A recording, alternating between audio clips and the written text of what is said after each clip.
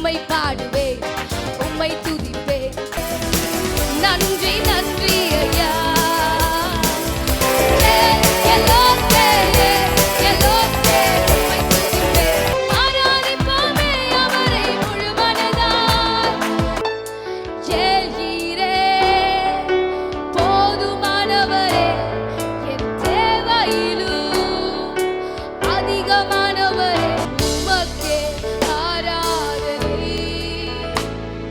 தேவரீர் என்னை ஆசீர்வதித்து என் எல்லையை பெரிதாக்கி என்று ஆண்டவர் நமக்கு வாக்கு கொடுத்திருக்கிறார்.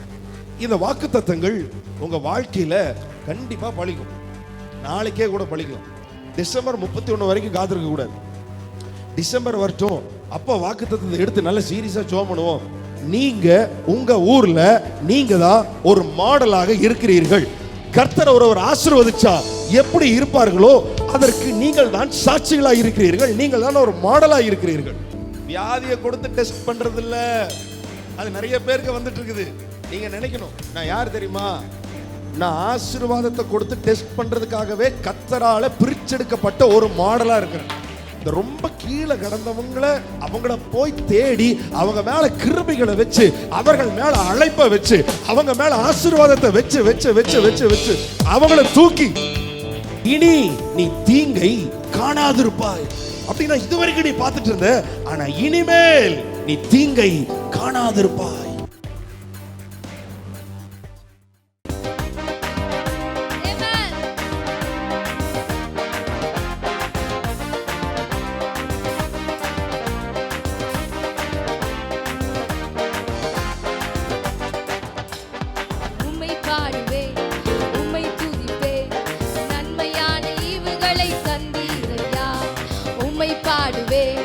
உம்மை துதிப்பே, நன்மையான ஈவுகளை தந்தீரையா. ஸ்தோத்திரம், வல்லமை, துதியும் ஞானமும் கனமும் மகிமையும் பலனும் என்றென்றும் உண்டாகட்டும். உம்மை பாடுவே, உம்மை துதிப்பே, நன்மையான ஈவுகளை தந்தீரையா. உம்மை பாடுவே, உம்மை துதிப்பே, நன்மையான ஈவுகளை தந்தீரையா. தாழ்மையில் இருந்த என்னை கண்ணோக்கி பார்த்தீரையா. தாழ்மையில் இருந்த என்னை கண்ணோக்கி பார்த்தீரையா. செற்றி நின்று என்னை தூக்கினீரே, கண்மலை மேல் நிறுத்தினீரே. செற்றி நின்று என்னை தூக்கினீரே, கண்மலை மேல் நிறுத்தினீரே. ஸ்தோத்திரம், வல்லமை, துதியும் ஞானமும் கனமும் மகிமையும் பலனும் என்றென்றும் உண்டாகட்டும். உம்மை பாடுவே, உம்மை துதிப்பே, நன்மையான ஈவுகளை தந்தீரையா. உம்மை பாடுவே, உம்மை துதிப்பே, நன்மையான ஈவுகளை. கண்ணீரில் இருந்த என்னை களிப்பாக மாற்றினீரே. கண்ணீரில் இருந்த என்னை களிப்பாக மாற்றினீரே. புது பாடல் நீர் என்ற நாவில் வைத்து செய்கீதம் பாடல் செய்தீர். புது பாடல் நீர் என்ற நாவில் வைத்து ஸ்தோத்திரம், வல்லமை, துதியும் ஞானமும் கனமும் மகிமையும் பலனும் என்றென்றும் உண்டாகட்டும். உம்மை பாடுவே, உம்மை துதிப்பே, நன்மையான ஈவுகளை. உம்மை பாடுவே, உம்மை துதிப்பே, நன்மையான ஈவுகளை. கைவிட்ட வேளையிலே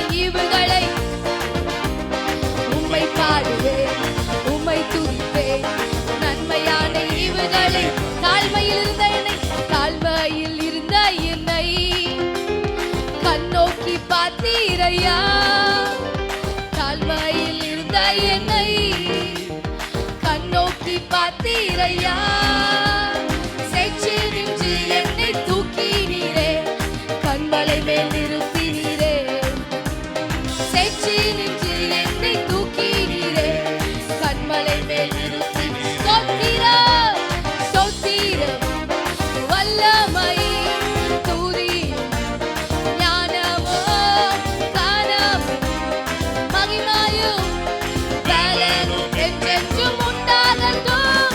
உம்மை பாடுவேன், உம்மை துதிப்பேன், நன்மையான ஈவுகளை. ஓ, உம்மை பாடுவேன், உம்மை துதிப்பேன், நன்மையான ஈவுகளை தந்தீரே. கரங்களை தட்டி ஹalleluya, ஹalleluya. இதுவரை நடத்தி குறைவின்றி காத்து மகிழ்வை தந்தீரே, நன்றி அப்பா. தண்ணீரை கடந்தோம், அக்கினியை கடந்தோம், எங்க கூட இருந்தீங்களே, உமக்கு நன்றி. கரங்களை தட்டி பாடலாமா? நல்ல கரங்களை தட்டி ஆமென். சந்தோஷமாக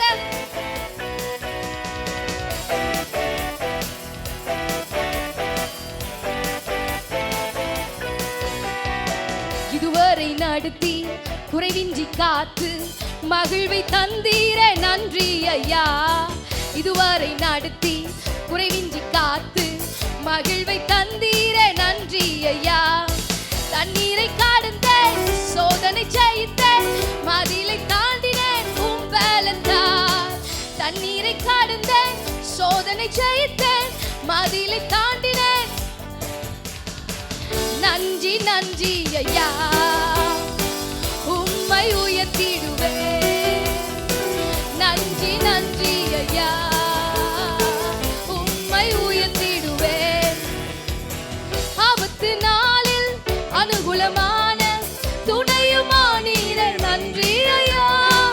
ஆபத்து நாளில் அனுகூலமான துணையுமானீரே, நன்றி நன்றி நன்றி ஐயா, உம்மை உயர்த்திடுவேன். நன்றி நன்றி ஐயா, உம்மை உயர்த்திடுவேன். உம் கரம் நீட்டி, உம் கரம் நீட்டி ஆசீர்வதித்து எல்லையை பெருக்கினீர், நன்றி ஐயா. உம் கரம் நீட்டி ஆசீர்வதித்து எல்லையை பெருக்கினீர். சத்தத்தை உயர்த்தி ஓ ஓ ஓ ஓ, உம்மை உயர்த்திடுவேன். நன்றி நன்றி ஐயா, உம்மை உயர்த்திடுவேன். இதுவரை நடத்தி, இதுவரை நடத்தி குறைவின்றி காத்து மகிழ்வை தந்தீரே. இதுவரை நடத்தி குறைவின்றி காத்து மகிழ்வை தந்தீரே, நன்றி ஐயா. உம் கரம் நீட்டி ஆசீர்வதித்து எல்லையை பெருக்கினீர், நன்றி டாடி. உம் கரம் ஆசீர்வதித்து எல்லையை பெருக்கினீர், நன்றி நன்றி ஐயா, உம்மை உயர்த்திடுவேன். நன்றி நன்றி ஐயா, உம்மை உயர்த்திடுவேன். அபிஷேகம் தந்து வரங்களை ஈந்து பயன்பட செய்தீரே, நன்றி ஐயா. அபிஷேகம் தந்து வரங்களை ஈந்து பயன்பட செய்தீரே, நன்றி அப்பா. ஷாக்காரலே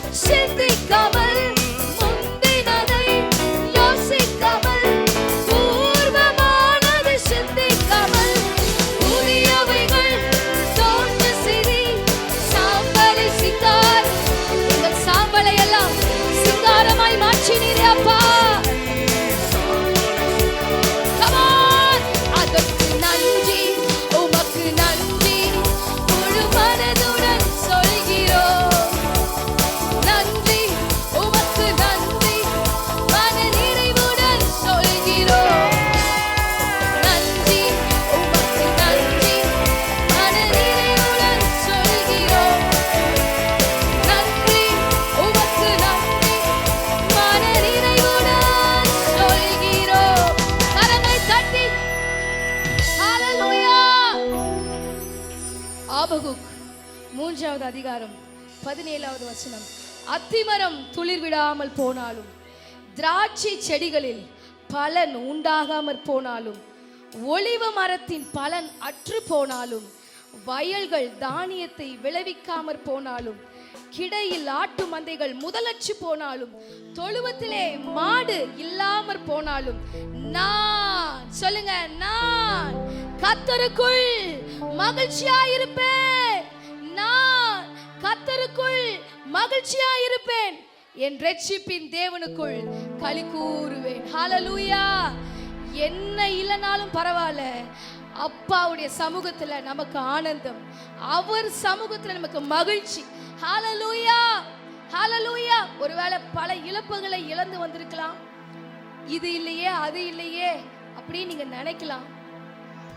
கவலைப்படாதீங்க. நீங்க கர்த்தருக்குள்ள மன மகிழ்ச்சியா இருந்தா அவர் உங்களுடைய மன விருப்பங்களை அவர் அருள் செய்கிறவராயிருக்கிறார். ஹல்லேலூயா, ஹல்லேலூயா. மீண்டுமாக இதே பாடலை பாடி ஆண்டவருடைய நாமத்தை உயர்த்தலாம். ஆமென். களி கூர்ந்து கர்த்தரை ஆராதிக்க போகிறோம். ஹல்லேலூயா. நான் கர்த்தருக்குள் மகிழ்ச்சியா இருப்பேன். எனக்கு எத்தனை போராட்டங்கள், எத்தனை பிரச்சனைகள், எத்தனை குறைவுகள், எத்தனை பாடுகள் வந்தாலும் நான் கர்த்தருக்குள் மகிழ்ச்சியா இருப்பேன். ஹல்லேலூயா. பிள்ளைகளை மறவாமல் ஆண்டு முழுவதும் போஷித்திர உன் பிள்ளைகளை மறவாமல் ஆண்டு முழுவதும் போஷித்திர குறைவுகளை கிறிஸ்துவுக்குள் மகிமையில் எங்கள் குறைவுகளை கிறிஸ்து இயேசுவுக்குள் மகிமையில் நிறைவாக்கி நடத்தினீரே அப்பா.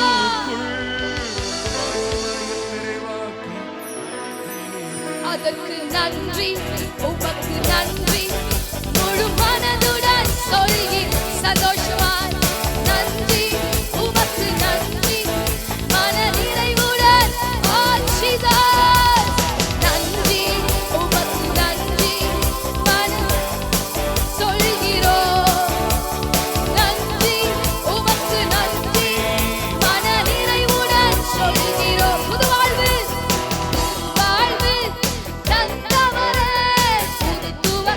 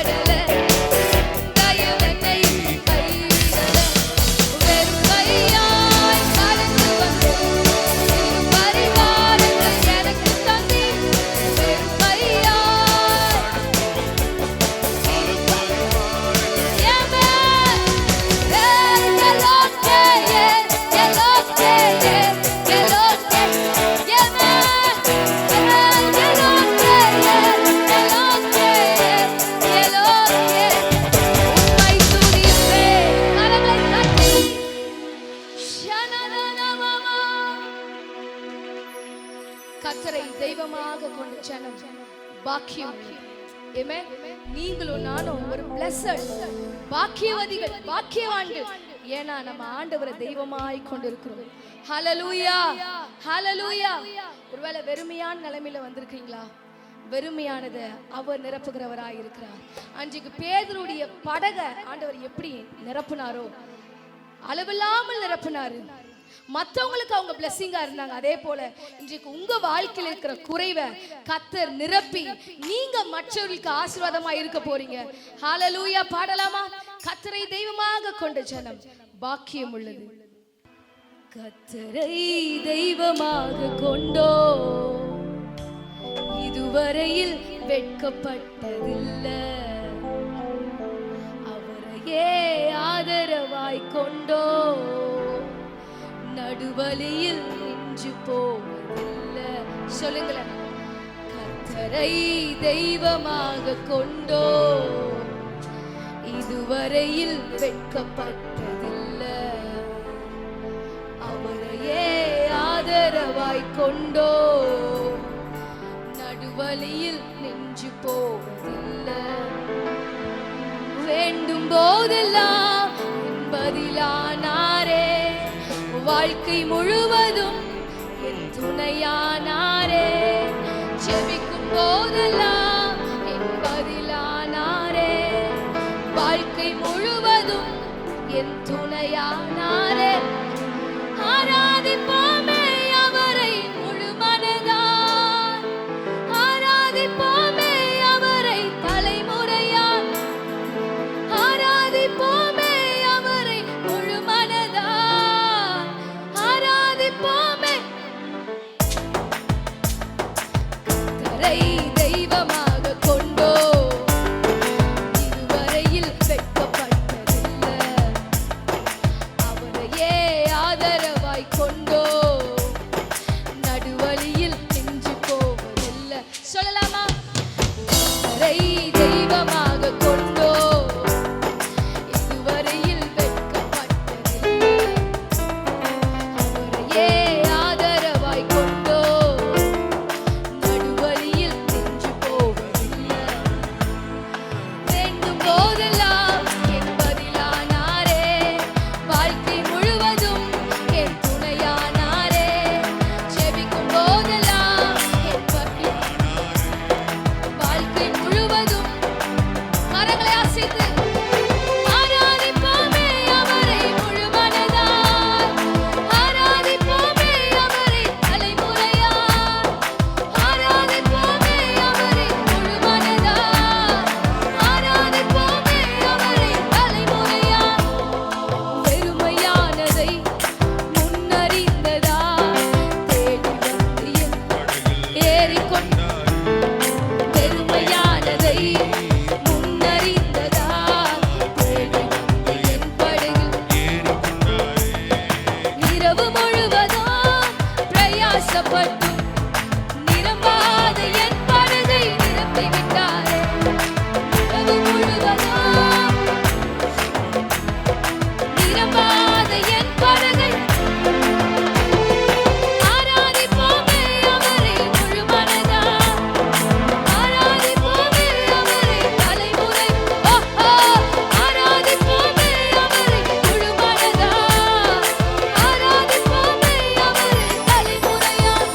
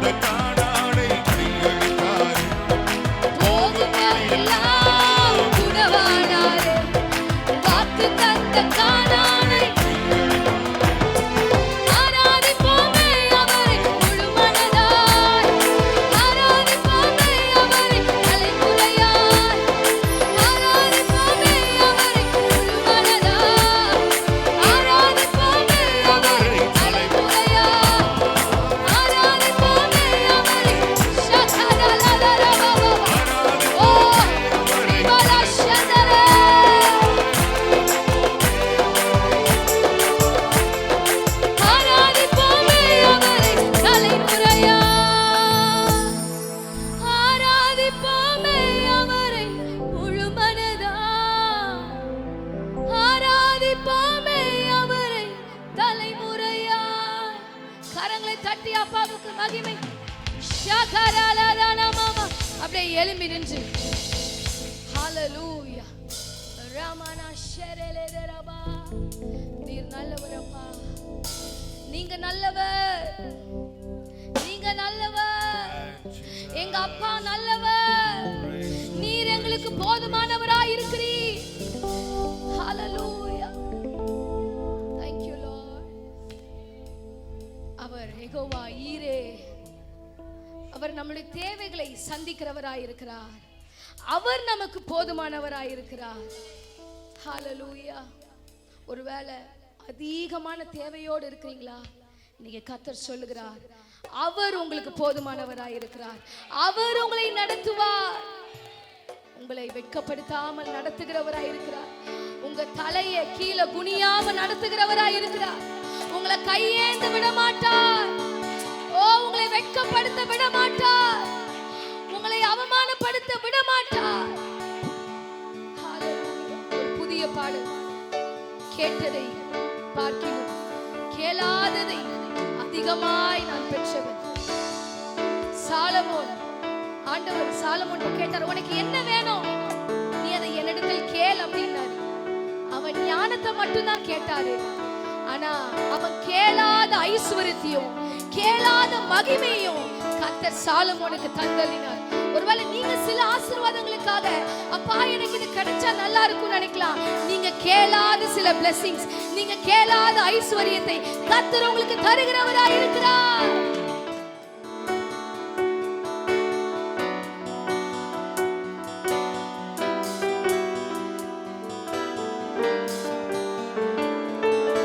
கேட்டதை பார்க்கிலும் கேளாததை அதிகமாக பெற்றவனா, பெற்றவனா. கேட்டதை பார்க்கிலும் கேளாததை அதிகமாக பெற்றவனா, பெற்றவனா. உங்கையாளத்தின் உதாரணமாக நீர் என் வாழ்வை மாற்றி விட்டீரே.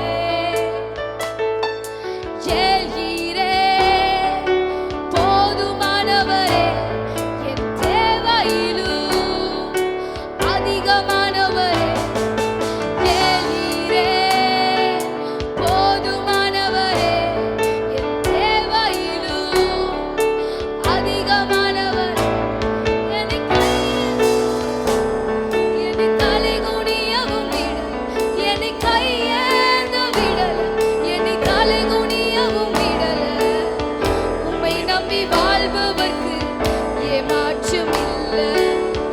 ஏமாந்து போவதற்கு நீர் விடுவதில்லை. உம்மை நம்பி வாழ்பவர்க்கு ஏமாற்றம் இல்லை. ஏமாந்து போவதற்கு நீர் விடுவதில்லை.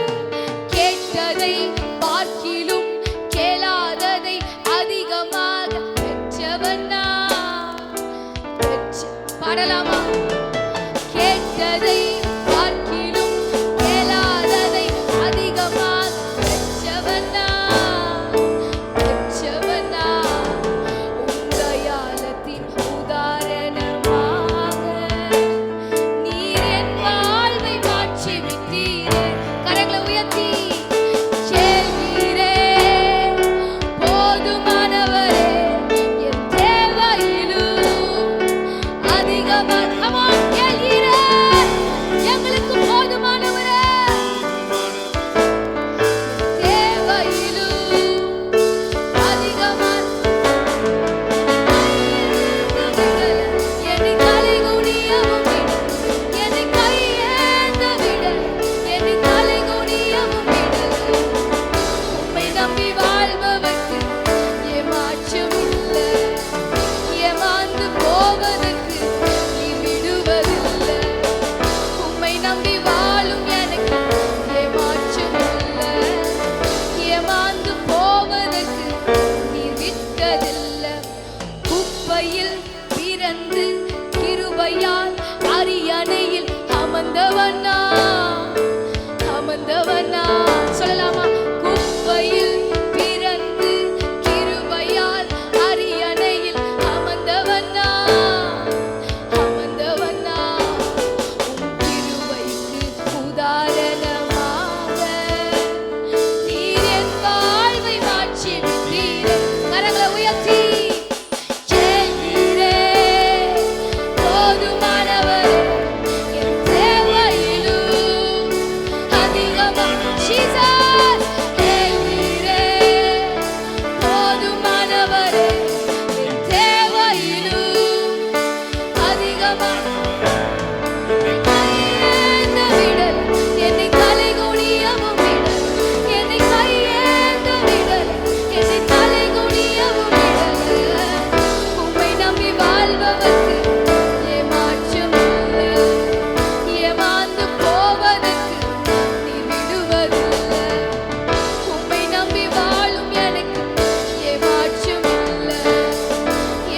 ஏமாந்து போவதற்கு நீ விட்டதில்லை. கேட்டதை பார்க்கிலும் கேளாததை அதிகமாக பெற்றவனா, பெற்றவனா. கேட்டதை பார்க்கிலும் கேளாததை அதிகமாக பெற்றவனா, பெற்றவனா. தயாளத்தின் உதாரணமா நீர் என் வாழ்வை மாற்றி விட்டீரே. ரெண்டு கரங்களை உயர்த்தி செல்கிறே போதுமானவர் அப்பா. Oh, you are more than enough. நீங்க எங்களுக்கு போதும் அப்பா. எங்க தேவையை காட்டிலும் நீர் பெரியவர். தேவையிலும் எங்களை கையேந்து விடல, கையேந்து விடல. என்னை தலை குனியவும் விடல, என்னை கையேந்து விடல, என்னை தலை குனியவும் விடல. உம்மை நம்பி வாழ்பவர்க்கு ஏமாற்றம் இல்லை. ஏமாந்து போவதற்கு நீ விடுவதில்லை. உம்மை நம்பி வாழும் எனக்கு, உம்மை நம்பி வாழ்கிற எங்களுக்கு ஒரு நாளும் ஏமாற்றம் இல்லை. கேட்டதை பார்க்கிலும் கேளாததை அதிகமாக பெற்றவனா, பெற்றவனா. கேட்டதை பார்க்கிலும் கேளாததை அதிகமாக பெற்றவனா. தயாளத்தின் உதாரணமா நீர் என் வாழ்வை மாற்றி விட்டீரே. செல்கிறே போதுமானவரே, என் தேவையிலும் அதிகமானவரே. செல்கிறே போதுமானவரே, என் தேவையிலும் அதிகம். கையேந்து விடல, என்னை தலை குனியவும் விடல, என்னை கையேந்து விடல, என்னை தலை குனியவும் விடல. உம்மை நம்பி வாழ்பவர்க்கு ஏமாற்றம் இல்லை. ஏமாந்து போவதற்கு ஓ எத்தனை பேருடைய வாழ்க்கையா இதுவாக இருக்குது. ஷகரலதரபவா. ஏமாந்து போவதற்கு நீ விட்டது. குப்பையில் பிறந்து கிருபையால் அரியணையில் அமர்ந்தவனா, அமர்ந்தவனா. குப்பையில் பிறந்து கிருபையால் அரியணையில் அமர்ந்தவனா, அமர்ந்தவனா. உம் கிருபைக்கு உதாரணமாக நீர் என் வாழ்வை மாற்றி விட்டீரே. கரங்களை உயர்த்தி செல்கிறே போதுமானவரே, என் தேவையிலும் அதிகமானவரே. செல்கிறே போதுமானவரே, என் தேவையிலும் அதிகமான. என்னை கையேந்து விடல, என்னை தலை குனியவும் விடல, என்னை கையேந்து விடல, என்னை தலை குனியவும் விடல. உம்மை நம்பி வாழ்பவர்க்கு ஏமாற்றம் இல்லை. ஏமாந்து போவதற்கு ஓ ரபல ஷக்கரலலலலலா. ஓ டாடி நீங்க இருக்க பயமே இல்லை. கேட்டதை பார்க்கிலும் கேளாததை அதிகமாக பெற்றவனா, பெற்றவனா. கேட்டதை பார்க்கிலும் கேளாததை அதிகமாக பெற்றவனா, பெற்றவனா.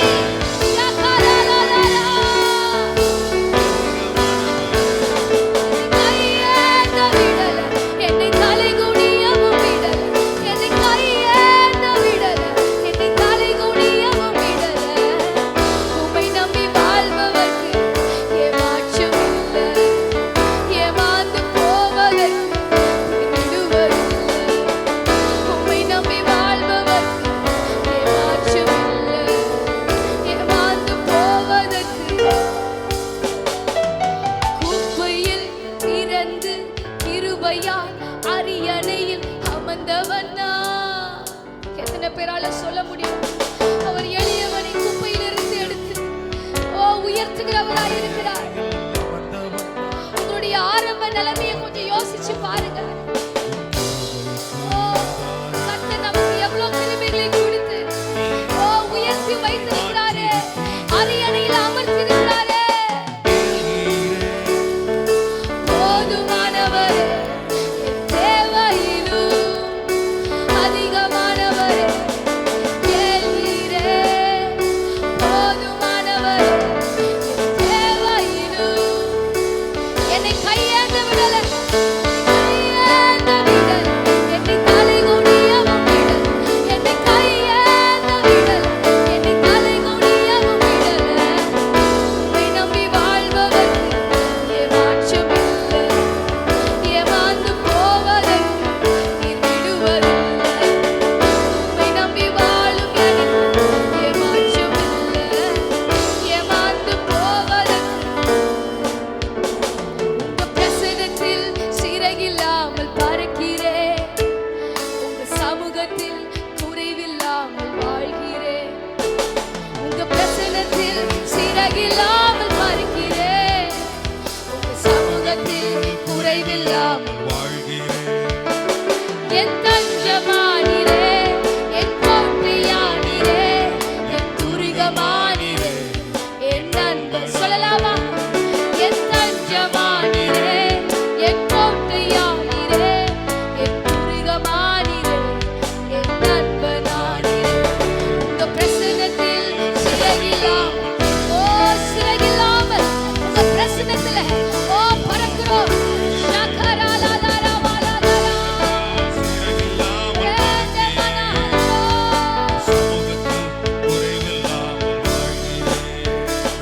உதவாத என்னையே உருவாக்கும் உறவே, குறைவான என்னையே நிறைவாக்கும் நிறைவே.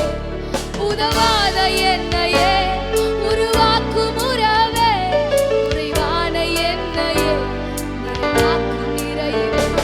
உங்க பிரசன்னத்தில் சிறகில்லாமல் பறக்கிறேன். சத்து உயர்த்தி பாடலாமா? ஓ ஜீசஸ், உங்க பிரசன்னத்தில் சிறகில்லாமல் பறக்கிறேன். உங்க சமூகத்தில் குறைவில்லாமல் வாழ்கிறேன். அனைத்தையும் செய்து முடிக்கும் ஆற்றல் உள்ளவரே, நீர் நினைத்தது ஒரு நாளும் தடைபடாதையா. அனைத்தையும் செய்து முடிக்கும் ஆற்றல் உள்ளவரே, நீர் நினைத்தது ஒரு நாளும் தடைபடாதையா. நீர் முடிவெடுத்தால் யார்தான் மாற்ற முடியும்? நீர் முடிவெடுத்தால் யார்தான் மாற்ற முடியும்? எனக்கென உன் குறித்த எதையுமே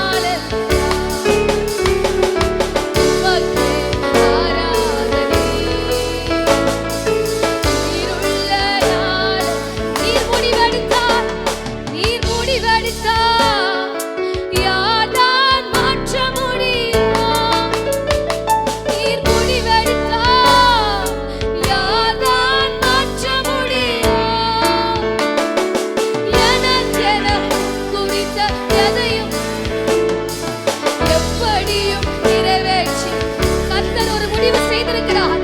உங்களை ஆசீர்வதிக்கணும் என்பதே அவருடைய முடிவு. ஓ, நீங்கள் சுகமாய் இருக்கணும் என்பதே அவருடைய முடிவு. ஓ, உமக்கே ஆராதனை உயிருள்ள நாளெல்லாம். உமக்கே ஆராதனை உயிருள்ள நாளெல்லாம்.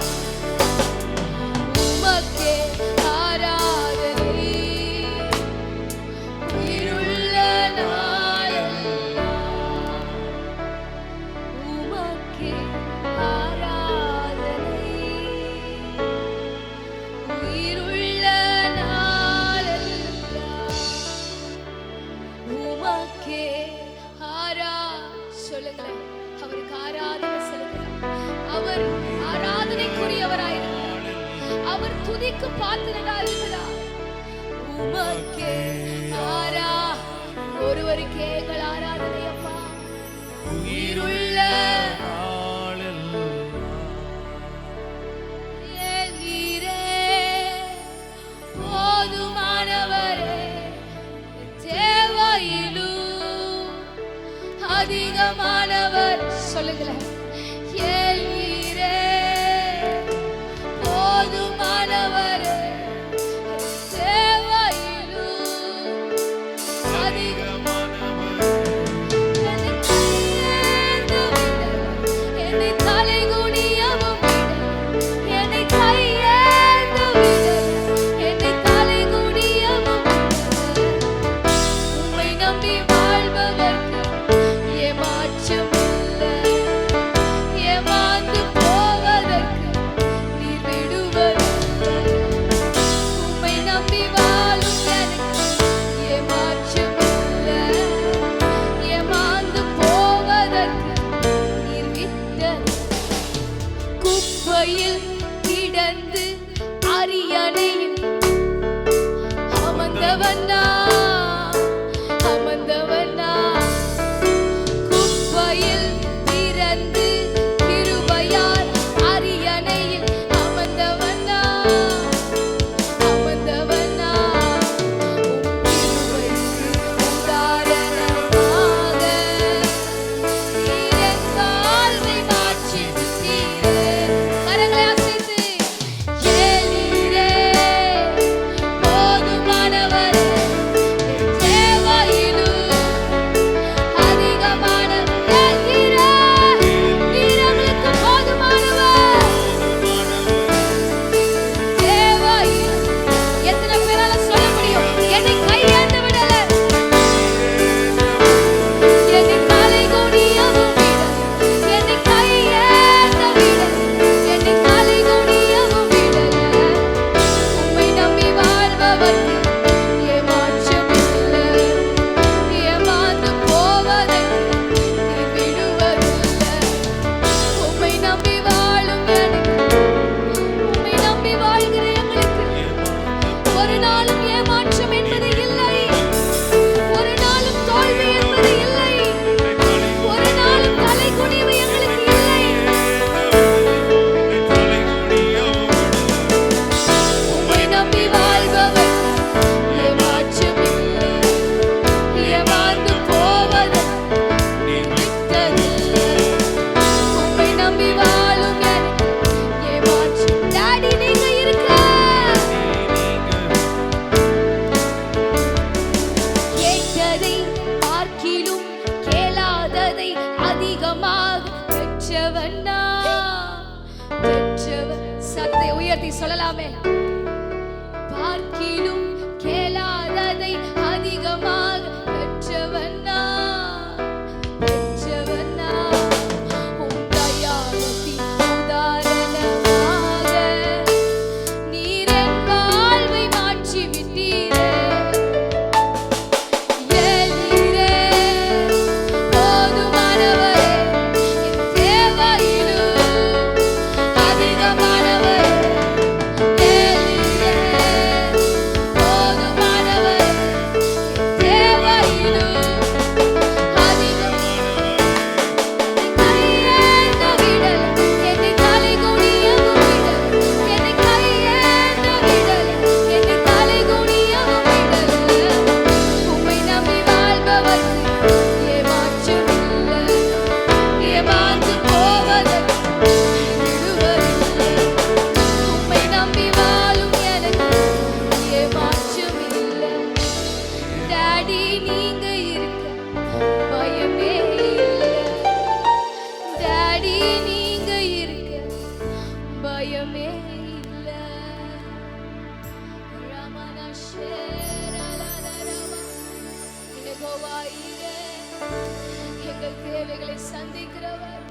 எங்களுக்கு போதுமானவரே. ஹalleluya.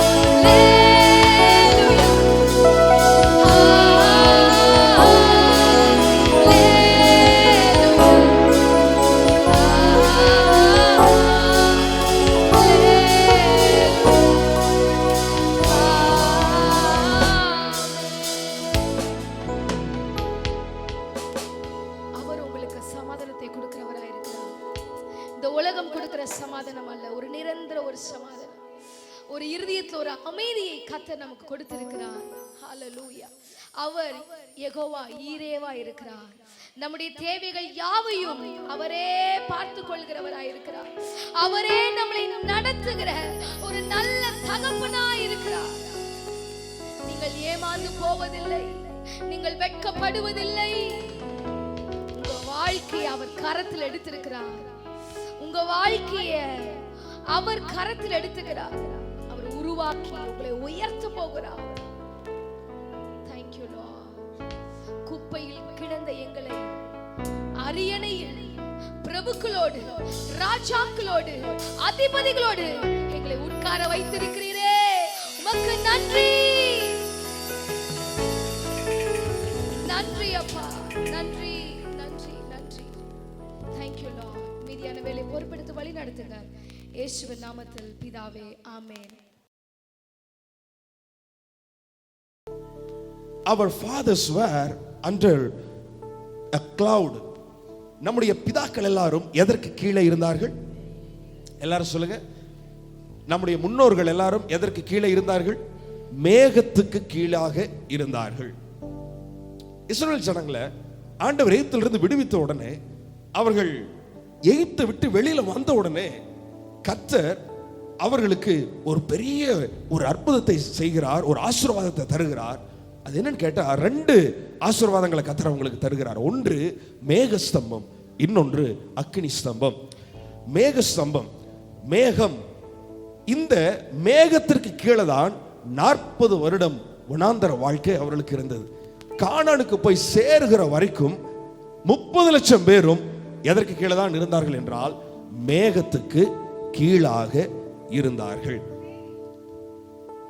இஸ்ரேல் ஜனங்கள் முழுவதும் அத்தனை பேரும் எதற்கு கீழாக இருந்தார்கள்? மேகத்துக்கு கீழாக இருந்தார்கள். மேகம் மறைவை குறிக்கிறது. மேகமானது நிழலை குறிக்கிறது. மேகமானது ஒரு புரொடெக்ஷன், அடைக்கலத்தை குறிக்கிறது. மேகம் பிரசன்ஸை குறிக்கிறது. மேகம் குளோரியை குறிக்கிறது, மகிமையை குறிக்கிறது. வேதாகமத்தில் நிறைய இடங்களில் அப்படி வாசிக்க முடியும். மேகம் மேகம் என்பது தேவனுடைய மகிமை, தேவனுடைய பிரசன்ஸை குறிக்கிறது. ஹல்லேலூயா. இந்த வருடம் நம்முடைய சபைக்கு தேவரீர் என்னை ஆசீர்வதித்து என் எல்லையை பெரிதாக்கி என்று ஆண்டவர் நமக்கு வாக்கு கொடுத்திருக்கிறார். இந்த வாக்கு தத்தங்கள் உங்க வாழ்க்கையில கண்டிப்பா பலிக்கும். நாளைக்கே கூட பலிக்கலாம். டிசம்பர் 31 வரைக்கும் காத்திருக்க கூடாது. டிசம்பர் வரட்டும், அப்போ வாக்கு தத்தத்தை எடுத்து நல்ல சீரியஸா ஜெபம் பண்ணுவோம். இன்றைக்கே விசுவாசிங்க, இன்றைக்கே அது நடக்க ஆரம்பிக்கும். ஹல்லேலூயா. தேவரீர் என்னை ஆசீர்வதித்து என் எல்லையை பெரிதாக்கி. நிறைய பேருடைய எல்லைகள் ஆமென் ஆல்ரெடி விசாரமாக ஆரம்பிச்சிருச்சு. ஆல்ரெடி நிறைய பேர் பிளான் போட்டுட்டீங்க. ஆமென். அதுவும் புத்தாண்டுல நான் அதிகமாக சொன்னது, உங்கள் குடியிருப்பின் எல்லைகளை தேவன் விசாரமாக்குவார்.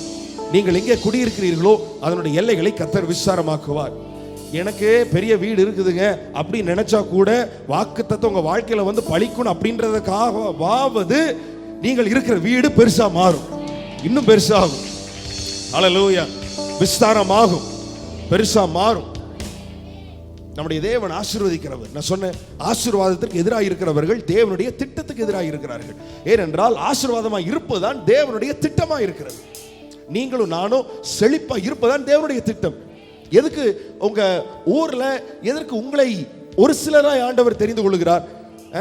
ஒரு சிலரை மட்டும் இயேசுவுக்குள்ளாக அவர் தெரிந்து கொண்டதனுடைய நோக்கம் என்னவென்று சொன்னால், ஒரு மாடல் எடுத்துக்கிட்டீங்கன்னா அது ஆயிரக்கணக்கில் இருக்காது, அது கொஞ்சம் தான் இருக்கும். கொஞ்சம் தான் இருக்கும். மாடல் அப்படின்னு எடுத்துக்கிட்டா கொஞ்சமா தான் இருக்கும். நீங்க உங்க ஊர்ல நீங்க தான் ஒரு மாடலாக இருக்கிறீர்கள். கர்த்தர் ஒருவர் ஆசீர்வதிச்சா எப்படி இருப்பார்களோ அதற்கு நீங்கள் தான் சாட்சிகளாக இருக்கிறீர்கள். நீங்கள் தான் ஒரு மாடலாக இருக்கிறீர்கள். அந்த மாடலை பார்த்துட்டு பல பேர் வருவாங்க, அது மேட்டர் கிடையாது. ஆனா ஒரு முதல்ல ஒரு மாடல் தயாரிக்கிறாங்க பாருங்க, அதுதான் ரொம்ப முக்கியம். அது ரொம்ப முக்கியம். Concept, model, pattern. Hallelujah. Hallelujah. பாருங்க, நிறைய இந்த கார்களில் கூட பார்த்தீங்கன்னா, நான் சொன்னேன் ஃபோனில் ஷைன்ட்டு சொன்னேன், ஒரு வாரத்துக்கு 2 வாரத்துக்கு முன்னாடி இருக்குன்னு நினைக்கிறேன். ஷைன்ட்டு சொன்னேன், ஒரு பேட்டரி வரும் அல்லது ஃபோன் வந்து சார்ஜே போடாமல் இனி வர்ற நாட்களில் நான் எங்கேயும் படித்ததில்லை பார்த்ததில்லை, ஆனால் உள்ளத்தில் அப்படி ஒரு ஏவுதல் வந்தது. சொன்னேன், சார்ஜே போட தேவையில்லை ஃபோனுக்கு. இப்போ ஏன் ஃபோன் எடுக்கலன்னு இப்போ அதுதான் பெரிய பிரச்சனையாக இருக்குது. ஆமா, என்ன குறைஞ்சு போகுது? ஈமினா என்ன குறைஞ்சிருது? ஈமினா என்ன குறைஞ்சிருது? சார்ஜ் குறைஞ்சிருது. ஆனா வர நாட்கள்ல சார்ஜே போடாத மாதிரி என்ன வரப்போகுது? போன் வரப்போகுது அப்படின்னு சொல்லி இனிமேல் அந்த மாதிரி நியூஸ் எல்லாம் நம்ம கேட்க போறோம் அப்படின்னு சொல்லிட்டு 2 வாரம் தான் ஆச்சு. ஒரு 2 நாளைக்கு முன்னாடி ஃபேஸ்புக்கில் பார்க்குறேன், சைனாவில் ஒரு பேட்டரி அவங்க தயாரிக்க போறாங்க. 50 வருஷம் இருக்குமா அந்த பேட்டரி, ஃபோன் பேட்டரி. எத்தனை வருஷம்? முதல்ல நம்ம ஃபோனே அவ்வளோ வருஷம் வச்சிருக்க மாட்டோம். 50 வருஷம் கண்டிப்பா. மேக்சிமம் ஒரு 10 வருஷம் ஆச்சுனாலே ஒரு ஃபோனை என்ன செஞ்சிருவோம்? மாற்றிடுவோம். முதல்ல அப்படி இருந்து இப்போலாம் வருஷத்துக்கு ஒரு முறை ஒன்று மாத்துறாங்க, அது வேற விஷயம். சரி, ஆனால் அந்த செய்தி உடனே கொண்டு போய் காமிச்சேன். 50 வருஷத்துக்கு அந்த பேட்டரி இருக்குது. இதுதான் என்னன்னு கேட்டீங்கன்னா, இது ஃபர்ஸ்ட் ஆஃப் அ கைண்ட் அப்படின்னு சொல்லுவாங்க. முதல். இதுக்கு மேல நிறைய பேட்டரி அப்படி தயாரிப்பாங்க, ஆனா ஃபர்ஸ்ட் அப்படி கண்டுபிடிச்சாங்க பாருங்க, அது ரொம்ப முக்கியம். இன்னும் அது நடைமுறைக்கே வரல, ஆனா அப்படி ஒன்று கண்டுபிடிச்சு வச்சிருக்கிறாங்க பாருங்க. அந்த மாதிரி தான் உங்களை எல்லாம் ஒரு மாடலா கர்த்தர் உங்க ஊர்ல வச்சு முதல் தரமா உங்க வாழ்க்கையில தான் சகல காரியங்களையும் சகல ஆசீர்வாதங்களையும் கொடுத்து டெஸ்ட் பண்றாரு. ஆமென். வியாதியை கொடுத்து டெஸ்ட் பண்றது இல்ல. அது நிறைய பேருக்கு வந்துட்டு இருக்குது. நீங்க நினைக்கணும், நான் யார் தெரியுமா? நான் ஆசீர்வாதத்தை கொடுத்து டெஸ்ட் பண்றதுக்காகவே கர்த்தரால பிரிச்செடுக்கப்பட்ட ஒரு மாடலா இருக்கிறேன். ஒரு மாடலா இருக்கிறேன். ஆமென். கர்த்தர் பார்த்துட்டே இருந்தாரு, இந்த ஊர்ல யாரை வச்சு டெஸ்ட் பண்ணலான்னு டக்குன்னு உங்களை தூக்கிட்டார். நம்மளை விட படித்தவர்கள், பணக்காரர்கள், பெரியவர்கள் எல்லாரும் இருக்கிறார்கள். ஆனா நம்மளை பிக் பண்ணதுக்கு காரணம் என்ன தெரியுமா? கர்த்தருடைய ஸ்பெஷாலிட்டியே என்ன அப்படின்னா, இந்த ரொம்ப கீழே கடந்தவங்களை அவங்கள போய் தேடி அவங்க மேல கிருபைகளை வச்சு, அவர்கள் மேல அழைப்பை வச்சு, அவங்க மேல ஆசீர்வாதத்தை வச்சு வச்சு வச்சு வச்சு வச்சு அவங்கள தூக்கி, ஒருவனுக்கு எதுவுமே இல்லைனாலும் எல்லாம் இருக்கிறவனுக்கு மேல இவனை கர்த்தர் கொண்டு வந்து என்ன நம்புனா இதுதான் நடக்கும்னு காட்டுறாரு பாருங்க. அப்படி ஒரு டிஸ்பிளேவா தான் கர்த்தர் உங்களை என்னை வைத்திருக்கிறார். ஆமென். எல்லாரும் சொல்லுங்க, நான் ஒரு மாடல், நான் ஒரு மாதிரி. நான் ஒரு மாதிரி இல்லை, நான் ஒரு மாதிரி, நான் ஒரு மாடல். யாராவது கேட்டா சொல்லணும், என்ன சொல்லணும்? நான் ஒரு மாதிரி தாங்க. ஏங்க இப்படி இருக்கீங்க? நான் ஒரு மாதிரி தான். ஆமென். நான் ஒரு மாதிரி தான். இந்த சபை ஒரு மாதிரி தான். ஏங்க போன வாரம் வரைக்கும் இங்க உட்கார்ந்துட்டு இருந்தா நல்லா இல்லையா? அது இல்ல, இந்த வாரம் இங்க மாத்துவோம். ஏன்னா இந்த சபை ஒரு மாதிரி தான். பல பேருடைய அறிவுறுத்தலின் பேர்ல இதெல்லாம் செஞ்சு சரி.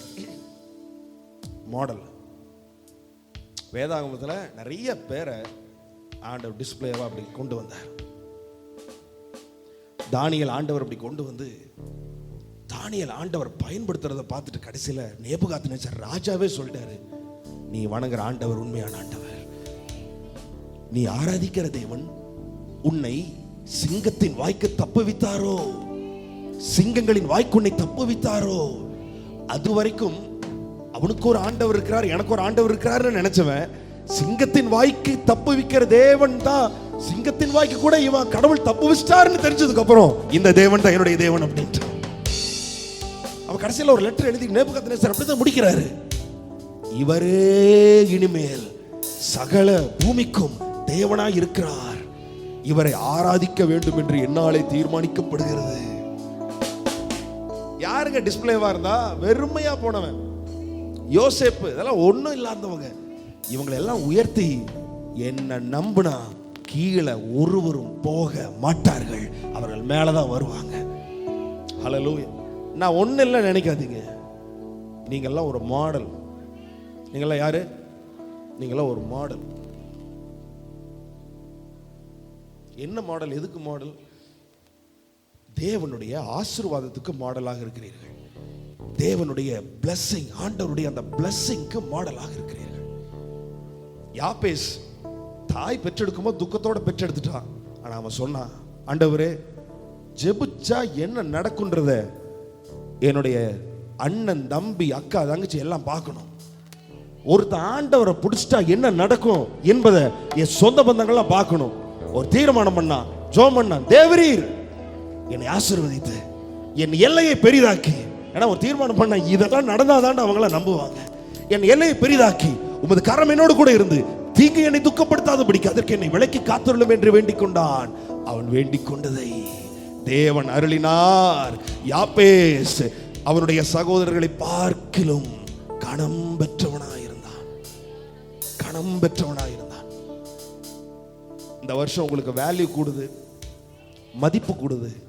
எங்க மதிப்பு? உங்க குடும்பத்துல மதிப்பு கூடுது. உங்க குடும்பத்துல உங்களுடைய வேல்யூ கூடும். உங்களுடைய ஃபேமிலியில உங்களுடைய வேல்யூ கூடும். இது வரைக்கும் நீங்க சொல்றத கேட்கறதுக்கு கூட அங்க காது கொடுத்து கூட கேட்காமல் இருந்தார்கள். ஆனால் இனிமேல் உங்களுடைய ஆலோசனையை நாடி வருவார்கள். ஏனென்றால் கர்த்தர் இவர்களோடு கூட இருக்கிறார் என்று அவர்கள் அறிந்து அவர்கள் நம் பட்சமாக வரப்போகிறார்கள். கர்த்தருடைய வார்த்தை உங்களிடத்துல தான் இருக்கிறது. கர்த்தருடைய சித்தம் உங்களிடத்தில் கேட்டாதான் தெரியும். கர்த்தருடைய தரிசனம், அவருடைய சொப்பனம் உங்களுக்கு தான் கிடைக்கிறது என்று சொல்லி அவர்கள் எல்லாரும் உங்களை தேடி வரப்போகிறார்கள். So you are a model. Hallelujah. Hallelujah. அப்படித்தான் இஸ்ரவேல் ஜனங்கள் யாருன்னு ஒரு மாடல். இஸ்ரவேல் ஜனங்களை வச்சுதான் என்ன ஒருத்தர் நம்பினா இப்படியெல்லாம் நடக்கும்னு சொல்லி இன்னும் ஒரு அற்புதம் கூட செய்யாம எகிப்திலேயே வைத்து ஆண்டவர் பல அற்புதங்களை அவர்களுக்கு செய்ததை பார்த்து நிறைய எகிப்தியர்கள் கூட அவர்களிடத்தில் ஒட்டி கொண்டார்கள். ரூத்தை குறித்து நாம பார்க்கிறோம், உம்முடைய தேவன் என்னுடைய தேவன். ஹல்லேலூயா. சோ நம்முடைய வாழ்க்கை நல்லா இருக்கிறத பார்த்து நிறைய பேர் அப்ப எல்லாம் ஒட்டிக்குவாங்க பாருங்க. ஆமென். இப்போ அவங்கள மாதிரி தான் நம்மளும் இருக்கிறோம், அதனால பெருசா வரமாட்டாங்க. ஆனா ஒரு நாள் வரும், உங்களுடைய தயவை நாடி அவர்கள் வருவார்கள். ஆமென். உங்களுடைய கான்டாக்ட் கிடைக்குமா, உங்களுடைய நம்பர் கிடைக்குமா, உங்களோட போட்டோ எடுத்துக்கலாமா அப்படின்னு சொல்லி அவர்கள் உங்களை தேடி வருவார்கள். உங்களை தேடி வருவார்கள். நான் சொல்றதுக்கெல்லாம் ஆமேன் போட்டவங்களுக்கு அது கண்டிப்பா நடக்கும். ஏன்னா ஒரு அம்மா ஆமேன் போட்டாங்க, கல்யாணமே ஆகாம கர்ப்பவதி ஆயிட்டாங்க. ஆமென். ஹல்லேலூயா. அந்த அளவுக்கு ஆமேனுக்கு வல்லமை இருக்குது அப்படின்னு சொன்னா, ஆமென், நான் சொல்ற வார்த்தைக்கு ஆமேன்னு சொன்னா அது ஆகுமா ஆகாதா, நடக்குமா நடக்காதா? அது ஆமென் ஆமென் ஆமென் ஆமென் ஆமென், கண்டிப்பா நடக்கும். சோ இந்த இஸ்ரவேல் ஜனங்களை ஒரு டிஸ்ப்ளேவா வச்சார். இந்த இஸ்ரவேல் ஜனங்கள் எல்லாரும் எதற்கு கீழாக இருந்தார்கள்? மேகத்துக்கு கீழாக இருந்தார்கள். மேகம் என்பது ஒரு பிரசன்ஸ், மேகம் என்பது ஒரு மகிமை, க்ளோரி. க்ளோரிக்கு கீழாக இருந்தார்கள். மேகத்திற்கு கீழாக இருக்கும் பொழுது நிறைய காரியங்கள் நமக்கு நடக்கிறது. இஸ்ரேல் ஜனங்களுக்கு மேகத்துக்கு கீழாக இருந்த பொழுது அநேக காரியங்கள் நடந்தது. இன்றைக்கு கர்த்தர் உங்களுக்கு சொல்ல வருகிற வார்த்தை என்னவென்று சொன்னால், இந்த சபையை இன்றைக்கு தேவன் மேகத்துக்கு கீழாக கொண்டு வருகிறார். கிளவுடுக்கு கீழாக கொண்டு வருகிறார், மேகத்திற்கு கீழாக கொண்டு வருகிறார், க்ளோரிக்கு கீழே கொண்டு வருகிறார், பிரசன்ஸுக்கு கீழே கொண்டு வருகிறார். உங்களை பார்க்கிறவர்கள் இதுவரைக்கும் உங்களுடைய உலக பிரகாரமான காரியங்களை வைத்து உங்களை பார்த்து கொண்டிருந்தார்கள். ஆனால் இனிமேல் பிரசன்னத்தை வைத்துதான் உங்களை அடையாளப்படுத்த போகிறார்கள். ஹல்லேலூயா. தேவனுடைய மகிமையை வைத்துதான் உங்களை அடையாளப்படுத்த போகிறார்கள்.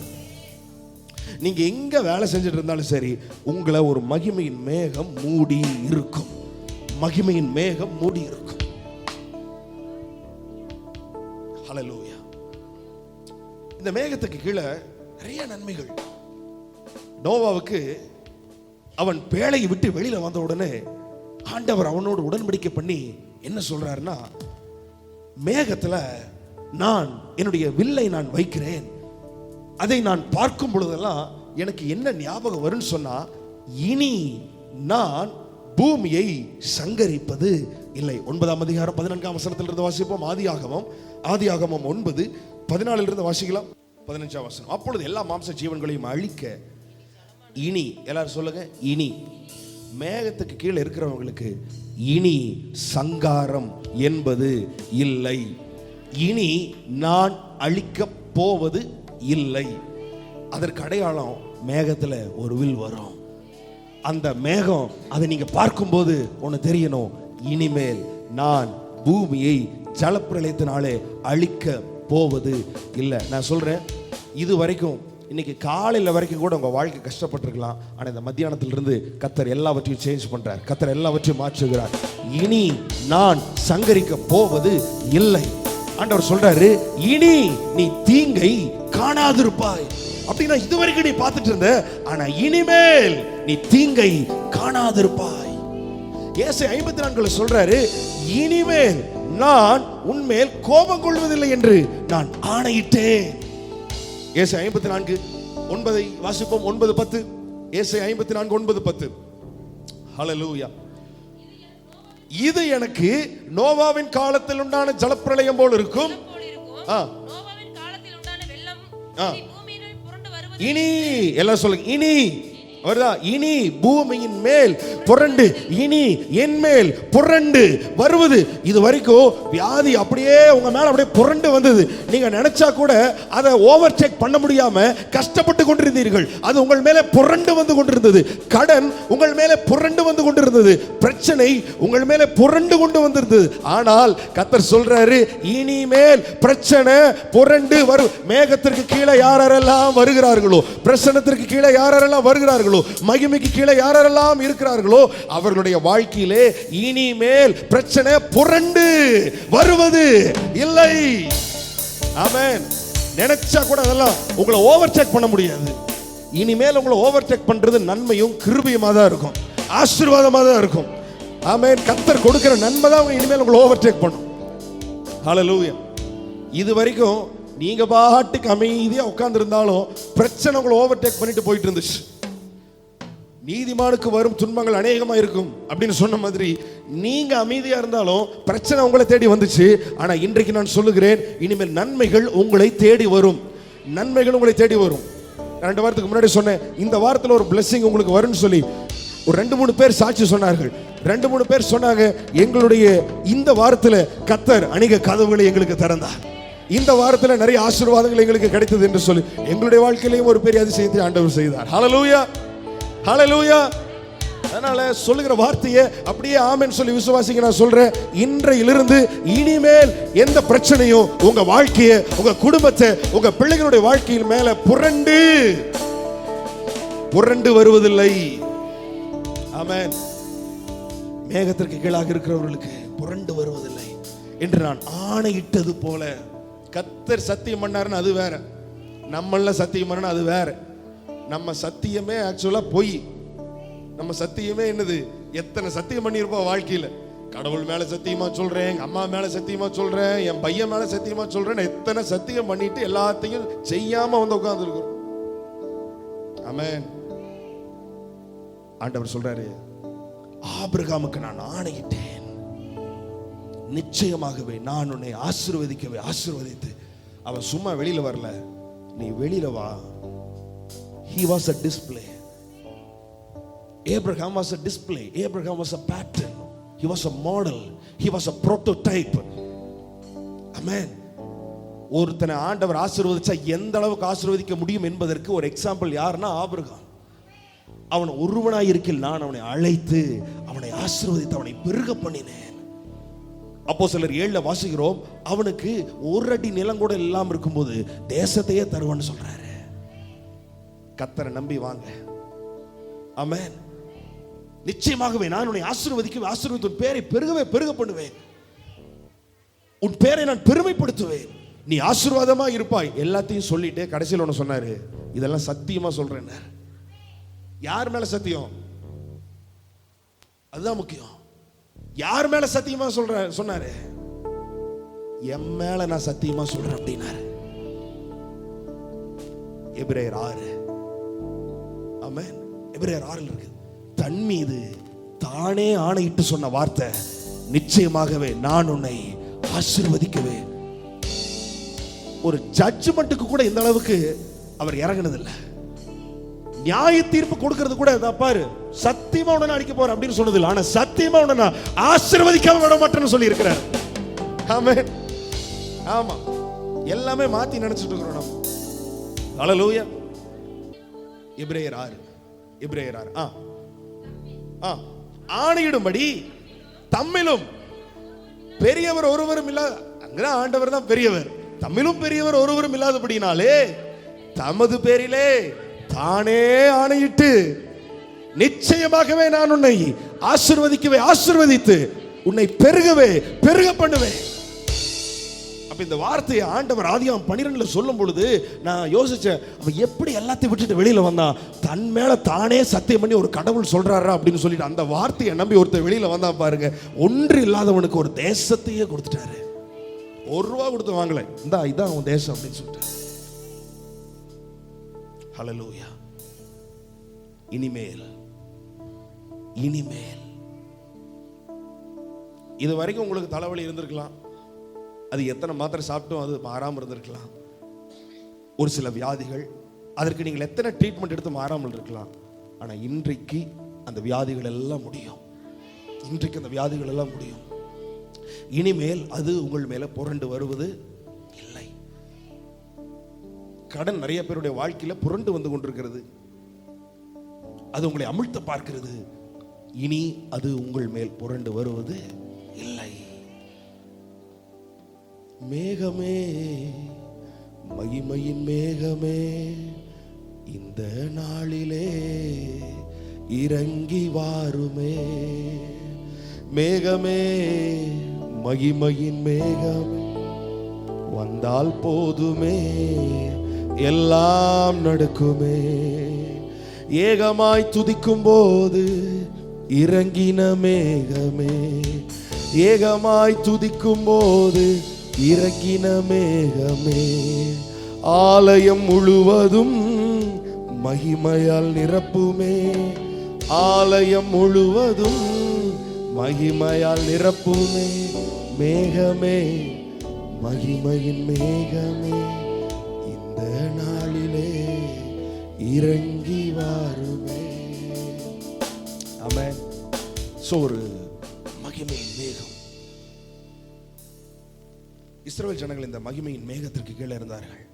அதனால அவங்களுக்கு என்ன நடந்துச்சு அப்படின்னா, ஒரு பெரிய ஒரு அற்புதம் அவங்களுக்கு ஒன்று நடந்துச்சு. அது ஒன்று மட்டும் நான் சொல்றேன். யாத்திராகமம் 13ஆம் அதிகாரம், யாத்திராகமம் 13:21 வாசிப்போம். யாத்திராகமம் 13:21. கர்த்தர் பகலில் அவர்களை வழிநடத்த மேக ஸ்தம்பத்திலும், இரவில் அவர்களுக்கு வெளிச்சங்காட்ட அக்கினி ஸ்தம்பத்திலும் அவர்களுக்கு முன் சென்றார். 22ஆம் வசனம். பகலிலே மேக ஸ்தம்பம். சொல்லுங்க, பகலிலே மேக ஸ்தம்பம். 121ஆம் சங்கீதத்தில் நம்ம பார்க்கிறோம், பகலிலே வெயிலாகிலும் இரவிலே நிலவாகிலும் உன்னை சேதப்படுத்துவது இல்லை. ஏன் சேதப்படுத்தாது தெரியுமா? பகல்ல வெயில் அடிக்கும் போது மேக ஸ்தம்பத்தில் வந்துடுறாரு, இரவுல குளிர் அடிக்கும் போது அக்னி ஸ்தம்பத்தில் வந்துடுறாரு. ஆமென். நிலவாகிலும் வெயிலாகிலும் உன்னை சேதப்படுத்துவது இல்லை. பகலில் பறக்கும் அம்புக்கும், இருளில் நடமாடும் கொள்ளை நோய்க்கும், மத்தியானத்தில் பாழாக்கும் சங்காரத்துக்கும் நீ பயப்படாதிருப்பாய். யார் பயப்படாதிருப்பாய்? உன்னதமானவரின் மறைவில் இருக்கிறவன். கிளவுடுக்கு கீழே இருக்கிறவர்கள், மேகத்திற்கு கீழே இருக்கிறவர்கள் பயப்பட மாட்டார்கள். உன் பக்கத்தில் 1000 பேரும் உன் வலது பக்கத்தில் 10000 பேரும் விழுந்தாலும் அது உன்னை அணுகாது. சரி, இப்ப இந்த கிளவுடு என்ன பண்ணுச்சு உங்களுக்கு? 14ஆம் அதிகாரம் 19, 20, 14, 19, 20. அவர்களுக்கு முன்னிருந்த மேக ஸ்தம்பம் விலகி அவர்கள் பின்னே நின்றது. அது எகிப்தியரின் சேனையையும் இஸ்ரவேலரின் சேனையையும் ராம் முழுவதும் ஒன்றோடொன்று சேராதபடிக்கு அவைகள் நடுவில் வந்தது.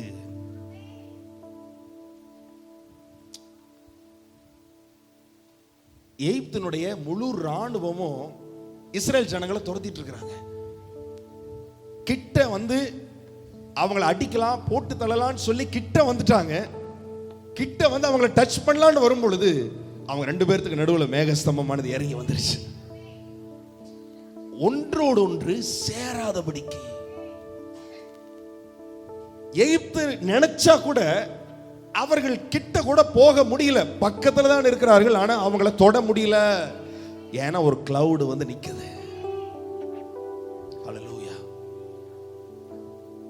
எப்படி நம்முடைய வாழ்க்கையிலே வியாதிகள் வந்து அப்படியே முட்டி நிக்கலாம், நம்மளை தொடலாம். நான் சொல்றேன், நீங்க இன்னைக்கு கிளவுடு கீழே வந்துட்டா, மேகத்துக்கு கீழே நீங்க வந்துட்டா, பிரசன்னத்துக்கு கீழே நீங்க வந்துட்டா, ஒன்றோடு ஒன்று சேராதபடிக்கு கர்த்தர் மாத்திடுவார். உங்களை துரத்திட்டு வர்ற பிரச்சனை உங்களை டச் பண்ணாத மாதிரி கர்த்தர் மாத்திடுவார். வசனம் சொல்லுது, எபிரேயர் 11ஆம் அதிகாரம், எபிரேயர் 11. ஹல்லேலூயா, ஹல்லேலூயா, ஹல்லேலூயா.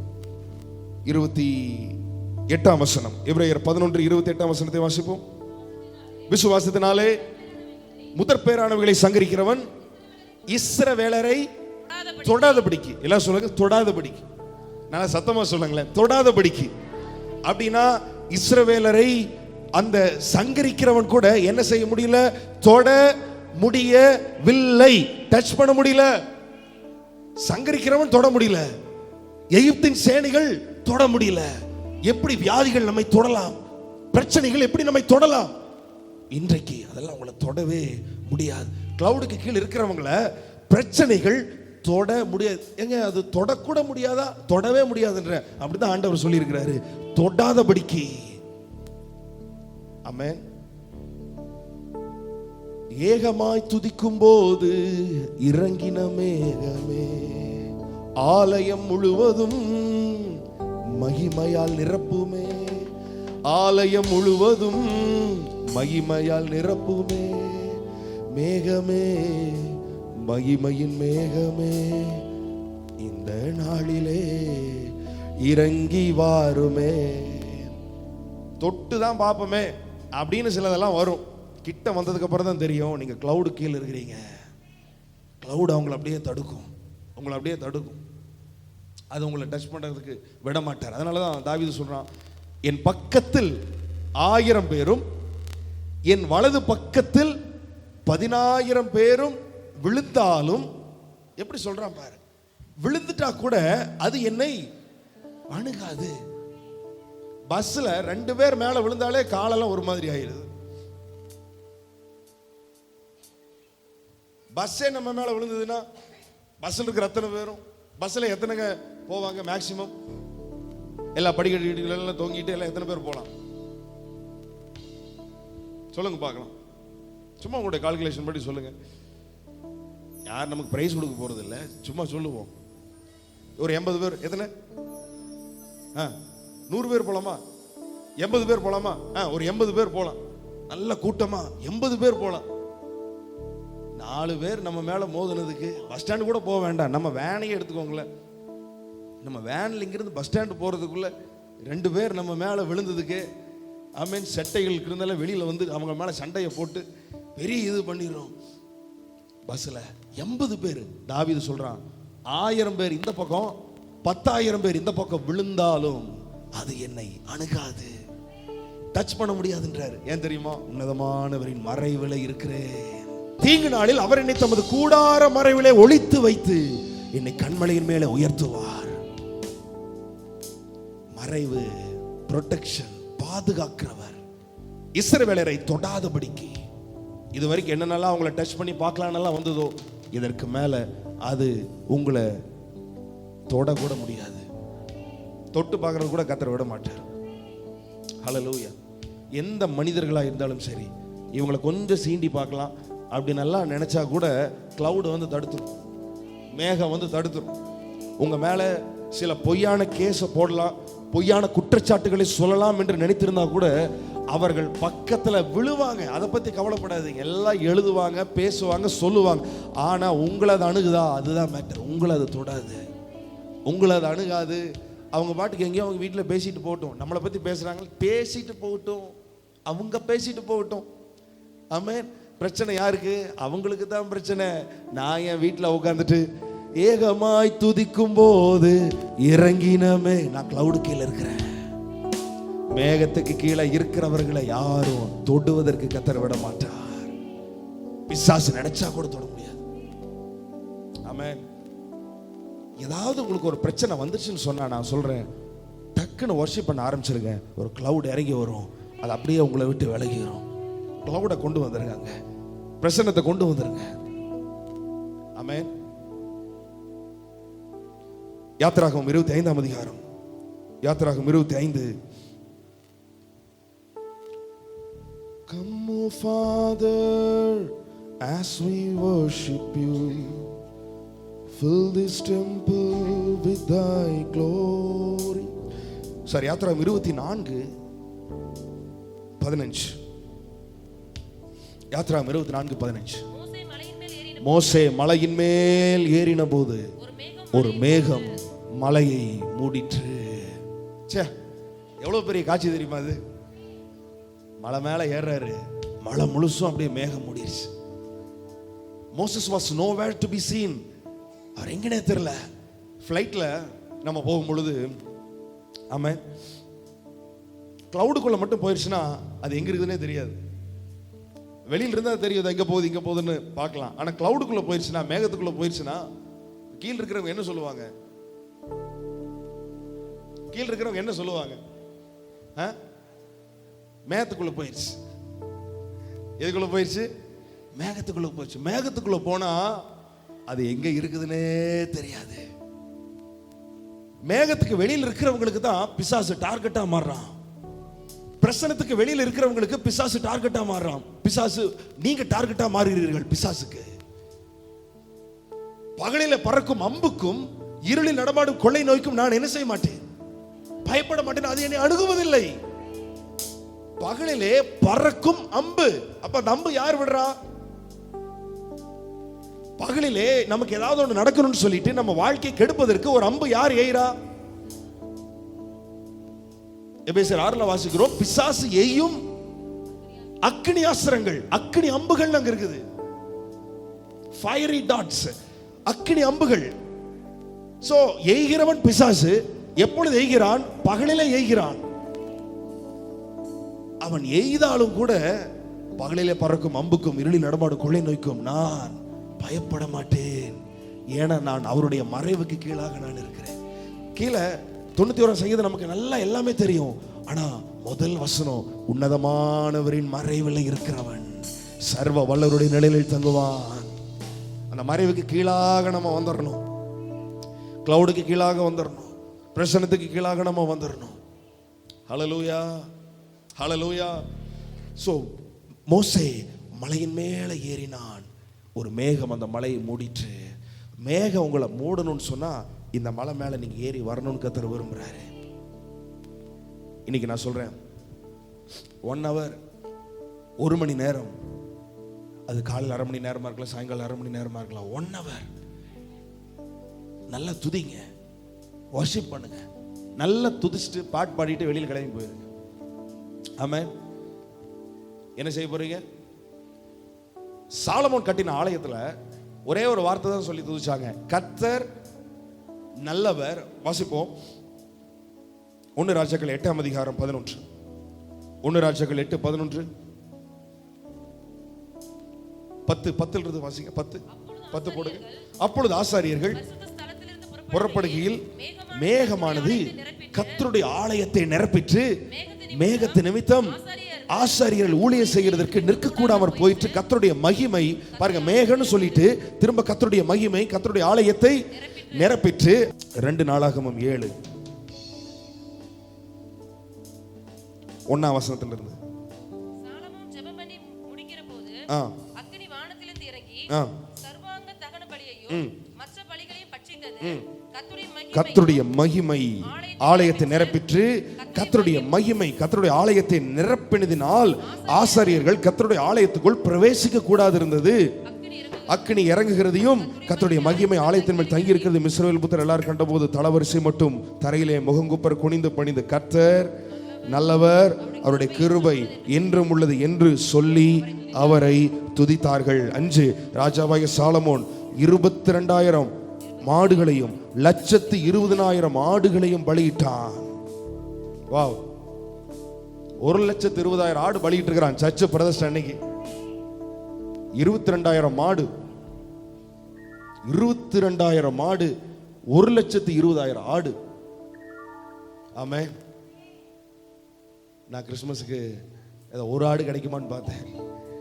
ஒரு ஆடு கிடைக்குமான்னு 1,20,000 ஆடு. எபிரேயர் 13 வாசிக்கிறோம், உதடுகளின் கனியாகிய ஸ்தோத்திர பலி என்று சொல்லி ஸ்தோத்திர பலி இடுகிறவன். அன்றைக்கு 1,00,000 ஆடுகளை கொண்டு வந்து பலி செலுத்தின ஈக்குவலுக்கு நீங்க ஆண்டவரை துதிக்கிறீங்களா? நம்ம ஆண்டவரை மகிமைப்படுத்துறோமா? இல்ல இந்த ஒரு சர்ச்சுக்கு வர்ற இந்த 1 மணி நேரம் தான் நம்ம கர்த்தரை துதிக்கிறோமா? இந்த 1 hour எல்லாருமே நல்லா துதிக்கிறீங்க, நம்ம எல்லாருமே ஆண்டவர் நல்லா சூப்பரா துதிக்கிறோம். ஆனா இதே எக்ஸ்பீரியன்ஸ் உங்க வீட்டுக்கு கொண்டு போங்க, அங்க ஒரு கிளவுட் இறங்கி வரும், அங்க ஒரு மகிமை இறங்கி வரும். நிறைய பேர் சொல்லுவாங்க, சர்ச்சுக்கு வந்தா ரொம்ப நல்லா இருக்குதுங்க, தூக்கம் கூட வருதுங்க. வீட்டுல தூக்கமே, ஒரு ஊழிக்காரன் சொன்ன தூக்கம் வருது அப்படின்னு எங்கேயாவது வந்து தூங்கிட்டு போகணும். ஸோ உங்களுடைய வர்ஷிப் லெவல் அதிகம் பண்ணுங்க, உங்களுடைய துதிக்கிற அந்த அளவை நீங்க அதிகம் பண்ணுங்க. நம்ம எத்தனை பேர் வீட்டில் நல்ல சத்தமா பாட்டு பாடி ஆண்டவரை துதிக்கிறீங்க? அந்த அனுபவம், அந்த எக்ஸ்பீரியன்ஸ் நமக்கு இருக்குதா வீட்டில்? இன்னைக்கு ஸ்டார்ட் பண்ணுங்க. இன்னைக்கு நீங்க பாட்டு பாட ஆரம்பிங்க, ஒரு மகிமை இறங்கி வரும், கிளவுட் இறங்கி வரும், மேகம் இறங்கி வரும், மலையின் மேலே ஏறுகிற அனுபவம். 1 hour மோசே மலையின் மேலே ஏறினான், மலை முழுவதும் மேகம் மூடிற்று. 7 நாள் 7 days. அதுக்கப்புறம் மேகத்தில் நடுவில் இருந்த ஆண்டவர் அவனோடு கூட பேசினார். 24ஆம் அதிகாரம் தொடர்ந்து வாசிப்போம். யாத்திராகமம் 24ஆம் அதிகாரம். கர்த்தருடைய மகிமை சீனாய் மலையின் மேல தங்கி இருந்தது. மேகம் 6 நாள் அதை மூடி இருந்தது. 7ஆம் நாளில் அவர் மேகத்தின் நடுவில் இருந்து மோசேயை கூப்பிட்டார். ஆமா, பிரச்சனை கிளவுட் இங்க இருக்குது, நம்ம இங்க இருக்கிறோம்.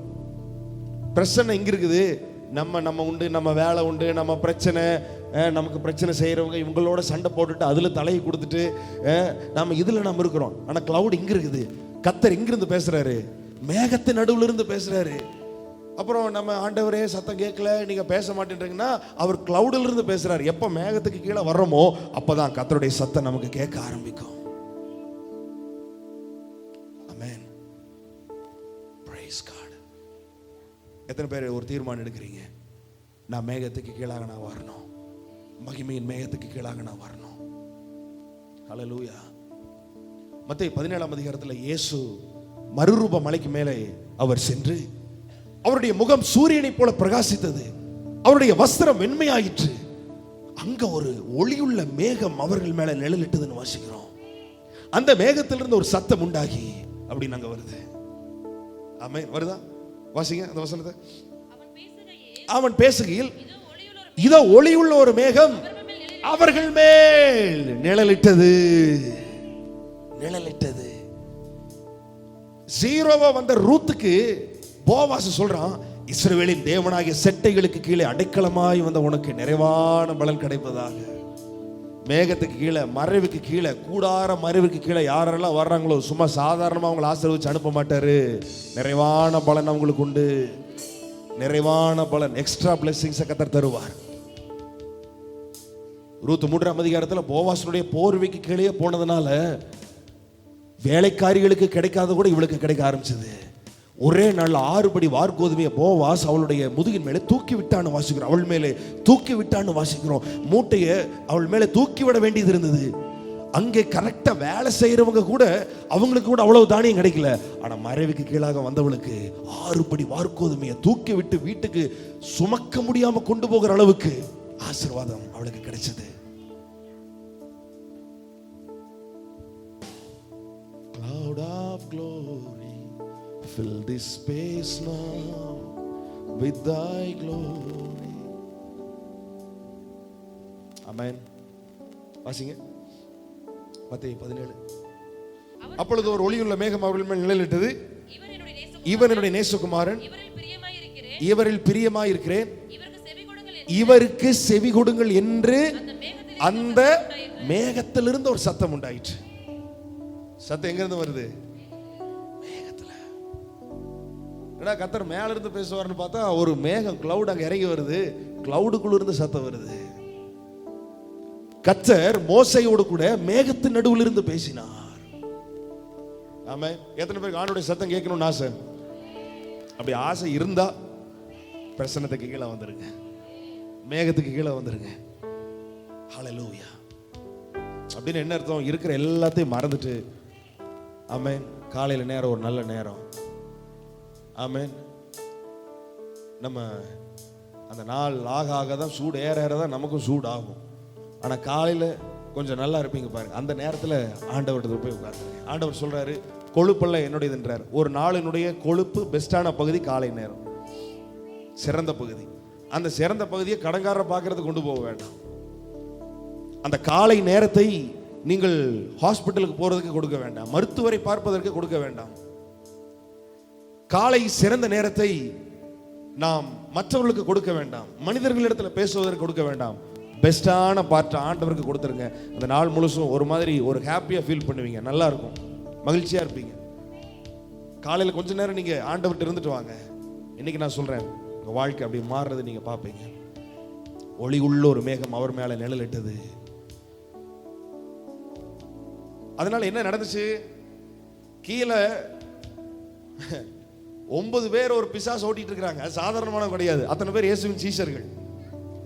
இயேசுவினுடைய சீஷர்கள் 9 பேரும் ஒரு பிசாசை ஓட்டிட்டு இருக்காங்க. 9 பேரும் ஓட்டி போகாத பிசாசு கிளவுடுக்குள்ள இருந்து ஒருத்தர் வந்தாரு பாருங்க. பிசாசு போ அப்படின்னு உடனே போயிருச்சு. ஆமென். பிரசனத்திற்கு கீழே இருந்து ஒருத்தர் வந்தாரு.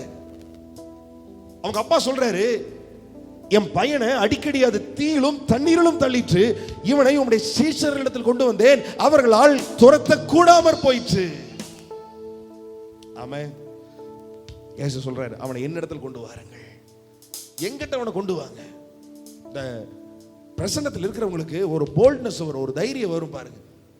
எப்பேற்பட்ட கொல்லி மலையில போய் மந்திரம் செஞ்சு வச்சிருந்தாலும் அவனை என்னிடத்தில் கொண்டு வாருங்கள். இங்க கொண்டு வாங்க, நான் ஜெபம் பண்றேன். இந்த போல்ட்னஸ் தைரியம் எப்போ வரும்? பிரசன்னத்தில் எப்போ இருக்கிறோமோ.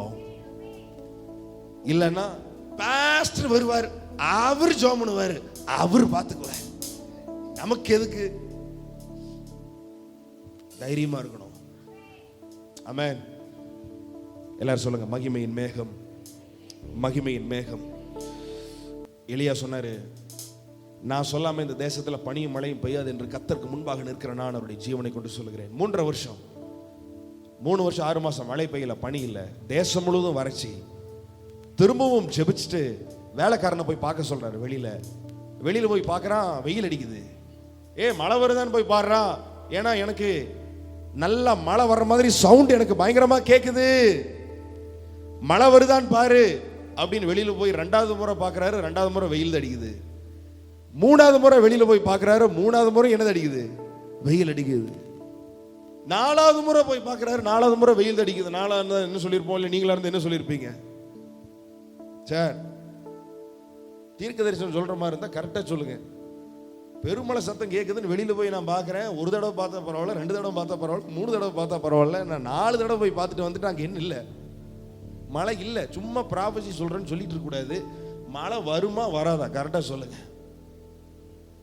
ஆமென். நிறைய பேர் அப்படிதான் நினைக்கிறீங்க. ஆண்டவர் இந்த வாரம் கதவை திறப்பார், அடுத்த வாரம் கதவை திறப்பார்னு சொல்றீங்க. ஆனா எனக்கு எதுவும் நடக்க 7 தடவை. ஏன் தெரியுமா? வேலைக்காரன் கிளவுடுக்கு வெளியில் இருந்தான், அதனால கேட்கல. ஆனா கிளவுடுக்குள்ள இருக்கிறவங்களுக்கு பல வருஷம் அல்லது பல மாதம், பல நாட்கள் கழித்து நடக்க போகிற சத்தம் இப்பவே கேட்க ஆரம்பிக்கும். ஆமென். நான் படிச்சுட்டு இருக்கும் போதே இந்த சென்னிமலை சபை எப்படி மாறும்னு சொல்லி ஒரு விஷயம் நான் பார்த்துட்டேன். ஆமென். படிச்சுட்டு இருக்கும் போதே பார்த்துட்டேன். பல வருடங்கள் அது எப்ப நடக்கும்னு தெரியாது, ஆனா நடக்கும். அது மட்டும் தெரியும், நடக்கும். அது மட்டும் தெரியும். ஹல்லேலூயா, பிரைஸ் காட். சோ உங்க வாழ்க்கை எப்படி இருக்கும்? உங்க பிள்ளைகளுடைய வாழ்க்கை எப்படி இருக்கும்? உங்க குடும்பம் எப்படி இருக்கும்? எந்த லெவல்ல போகும்? இதெல்லாம் நீங்க பார்க்க ஆரம்பிப்பீங்க. இப்ப தெரியாது. 4 தடவை, 5 தடவை, 6 தடவை. 1900 வந்துச்சு, அப்புறம் 2000 வந்தது, இப்போ 2024 வந்து உட்காந்துருக்கு. இத்தனை தடவை வந்துச்சு, இத்தனை வருஷம், இத்தனை வாக்குத்தத்தம் போய் பார்க்குற வெளியில ஒன்றும் இல்லை. ஒவ்வொரு நியூ இயர் சர்வீஸ் அட்டன் பண்ற ஒன்றும் இல்லை. தளர விடாதே உன் கைகளை, பயப்படாதே நீ அஞ்சாதே. தளர்ந்து போகக்கூடாது, சோர்ந்து போகக்கூடாது. 6 தடவை பார்த்துட்டு வர்றான் வேலைக்காரன். சார் ஒன்றும் இல்லை சார். அவன் சொல்றான், தீர்க்கதரிசி சொல்லுறது, டேய் மழை பயங்கரமா வர்ற மாதிரி கேட்குது, போய் பாரு. நானா இருந்தேன்னா ஒரு 3 தடவை 4 தடவை போய் பார்த்துட்டு, இனிமேல் இவருக்கு கீழே நான் என்ன செய்ய முடியாது, வேலை செய்ய முடியாது. மழை வரலன்ற அப்புறம் திரும்ப மழை வருதுன்றாரு இவர் தீர்க்க தரிசனமா சொல்லி இவருக்கு ரொம்ப பைத்தியமாகி போச்சு. அதனால நான் வேற எஜமான பார்த்துக்கிறேன். ஆனா அந்த வேலைக்காரன் 7 டைம்ஸ் 7 முறை வெளியில போயிட்டு வர்றான். 7வது முறை போய் பார்க்கும்போது உள்ளங்கை அளவு, உள்ளங்கைனா எவ்வளோங்க? இவ்வளவுதான். நான் சொல்றேன், இந்த அளவு கிளவுட் வந்தா போதும் நம்ம வாழ்க்கையில். ஆமென். கொஞ்ச நேரம், அதை நான் சொல்றேன், நீங்க கொஞ்ச நேரம் உட்காந்துட்டு போயிருங்க, கொஞ்சம் உள்ளங்கை மேகம் அளவு உங்க வாழ்க்கையில வந்துட்டா போதும், அது பெருமழையை கொண்டு வந்துடும். உள்ளங்கை அளவுக்கு மேகம் தெரியுது அப்படின்னு சொன்ன உடனே தீர்க்கதரிசி சொல்றாரு, 3.5 வருஷம் பெய்யல, அதனால அந்த ராஜா வந்து மேல மூடி இல்லாத ஒரு காரில் உட்காந்துட்டு இருக்கிறான். ஏன்னா மழையே இனி வரப்போறது இல்லைன்னு முடிவு பண்ணிட்டு உட்காந்துருக்கிறான். ஆனா என்ன வரப்போகுது? மழை வரப்போகுது. அதனால அவன் BMW காரை ஸ்டார்ட் பண்ணிட்டு வேகமா வீட்டுக்கு போக சொல்லிடு, மழை அவனை தடுக்காதபடிக்கு. அந்த அளவுக்கு என்ன வரப்போகுது? மழை வரும். சில மலையில போயிடலாம், ஆனா சில மலையில போகவே முடியாது. சில மலையில போகவே முடியாது. ஆமென். சிவகாசி போகும்போது அப்படித்தான் ஷைன் சொல்லிட்டே இருந்தான். அது ஒரு ஓரமா காரை நிறுத்தியா, இப்படியா இதில் போகிற அப்படின்னு.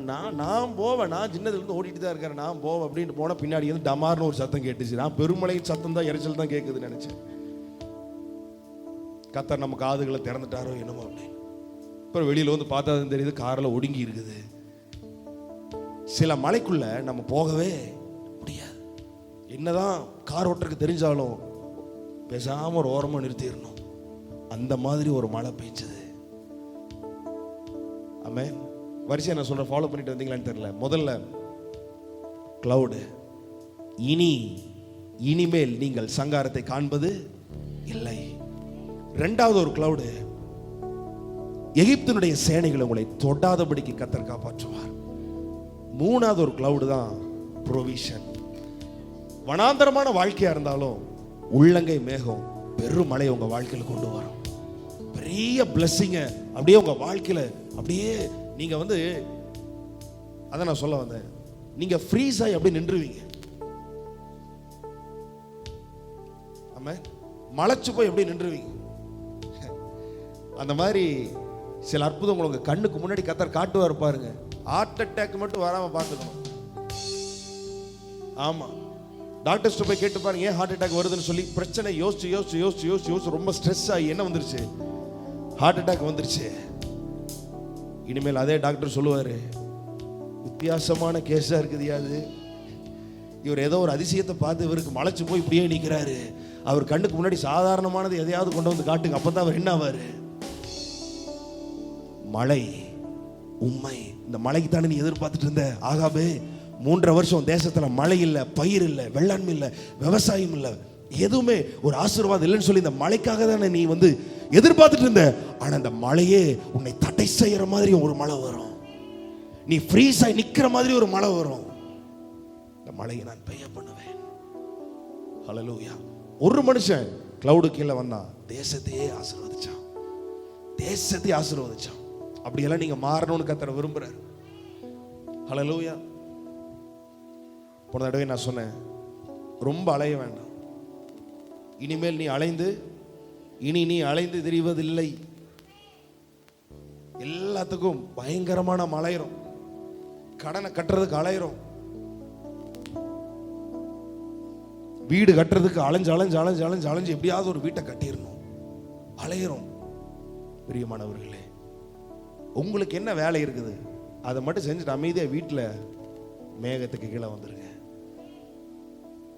நீங்க கிளவுடு கீழே வந்துட்டீங்கன்னா 10 வருஷம் நீங்க அலைஞ்சு நீங்க சம்பாதிக்கிறதான அந்த வருமானத்தை அல்லது அந்த ஆசீர்வாதத்தை கர்த்தர் 1 மாசத்துல உங்களுக்கு கிளவுடு கொடுத்துட்டு போயிடும், பிரசன்னத்தை கொடுத்துட்டு போயிடும். நிறைய சம்பவங்களை நான் சொல்ல முடியும். ஹல்லேலூயா. 9 பேர் ஓட்டி போகாத போய் கிளவுடு கீழே இருந்த ஒருத்தர் வந்தாரு, போனோன்னு போயிடுச்சு. எத்தனை நீங்க பிரயாசப்படுறீங்க, எவ்வளவு நீங்க கஷ்டப்படுறீங்க.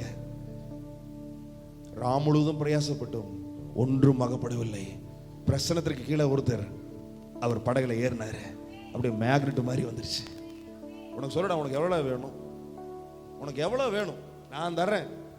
உனக்கு மட்டும் கிடையாது, உன் ஃப்ரெண்ட்ஸ் எல்லாம் அங்கே பார்த்துட்டு இருக்கிறாங்க பாரு, அவன் படகையும் நான் நிரப்புறேன். உனக்கு எவ்வளவு வேணும் தரேன். ஏன் தெரியுமா? நான் இருக்கிற படகு, பிரசன்னத்திற்கு கீழே இருக்கிறவருடைய படகு வெறுமையா இருக்கவே இருக்காது. சீசர்களை பார்த்து ஆண்டவர் சொன்னாரு, நீங்கள் எங்கேயும் போகாமல் அந்த மேல் வீட்டு அறையில காத்திருங்கள். உன்னதத்திலிருந்து வருகிற பலனால் நீங்கள் தரிப்பிக்கப்படும் வரை எருசலேமிலே காத்திருங்கள். அங்க ஒரு கிளவுடு வந்து அவர்களை மூடினது. அதற்கு பிறகுதான் அவங்க ரூமை விட்டு வெளியில வந்தாங்க. ஆமென். ஸோ அதனால டெய்லியும் மேகத்துக்கு கீழ் இல்லாம வெளியில நான் வரமாட்டேன்னு சொல்லிட்டு ஒரு தீர்மானம் எடுங்க. ஆமென், ஆமென். எபிரேயர் 11 நாம பார்க்கும்போது விசுவாசத்தினாலே நிறைய பேரை சொல்லிட்டு எபிரேயர் 12:1 வசனம் ஆரம்பிக்குது. ஆகையால் மேகம் போன்ற இத்தனை திரளான சாட்சிகள் நம்மை சூழ்ந்திருக்க தைரியமா இருங்க. இத்தனை சாட்சி நமக்கு இருக்குது. என்னென்ன சாட்சி? லேட்டானாலும் கூட கர்த்தர் அற்புதம் செய்வார்னு ஆபிரகாம், அவர் நமக்கு ஒரு சாட்சி. செத்தே போனா கூட உயிர்ப்பித்து கொடுக்க வல்லவர் ஈசாக்கு நமக்கு ஒரு சாட்சி. மோசே ராஜாவுக்கு முன்னாடி கூட பயப்படாம பேசினான், மோசே ஒரு சாட்சி. சிங்கத்தின் வாய்களை அடைத்தார்கள், கிழித்தார்கள், சிம்சோன், தானியேல் இவங்கெல்லாம் ஒரு சாட்சி. அக்கினியின் உக்கிரத்தை அவித்தார்கள், சாத்ராக், மேஷாக், ஆபேத்நேகோ இவங்கெல்லாம் ஒரு சாட்சி. நமக்கு இத்தனை பேர் இருக்கும்போது நீ பயப்படாத, இயேசுவை நோக்கி தைரியமா ஓடிவா அப்படின்றார். இத்தனை பேருக்கும் பிரச்சனை வந்தது, அத்தனை பேரும் ஃபெய்த்தில் இருந்து எல்லாரும் தாண்டி வந்திருக்கிறாங்க. ஹல்லேலூயா, ஹல்லேலூயா. விசுவாசத்திற்கு கீழே இருக்கிறவர்கள் மேகத்துக்கு கீழே இருக்கிறார்கள், கிளவுடுக்கு கீழே இருக்கிறார்கள். விசுவாசத்தில் வாழ்ந்த அத்தனை பேருடைய பட்டியலை சொல்லிட்டு ஆகையால் மேகம் போன்ற அப்படின்றார். மேகம் போன்ற இத்தனை திரளான சாட்சிகள் நம்மை சூழ்ந்திருக்க, கிளவுடு மாதிரி அப்படியே நம்மளை சூழ்ந்திருக்கிறாங்க மேல. இவங்கெல்லாம் ஃபெய்த்தில் பல காரியங்களை சாதித்தவர்கள், ஜெயித்தவர்கள். ஆமென். அடிக்கடி யோசிப்பேன், இயேசு அழைக்கிறார் ஊழியம், எவ்வளவு பேரை அது வைத்து பாருங்க பராமரித்து கொண்டிருக்கிறது. எத்தனை பேருக்கு அவங்க வந்து டேக் கேர் பண்ணணும், சம்பளம் கொடுக்கணும்.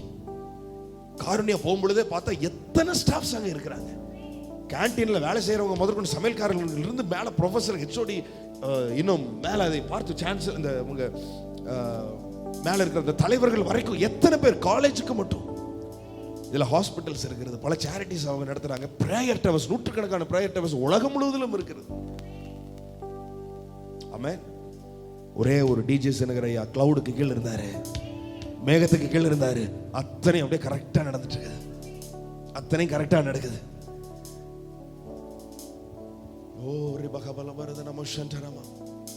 எத்தனை பேர் ஒரு முடிவு எடுக்கிறீங்க?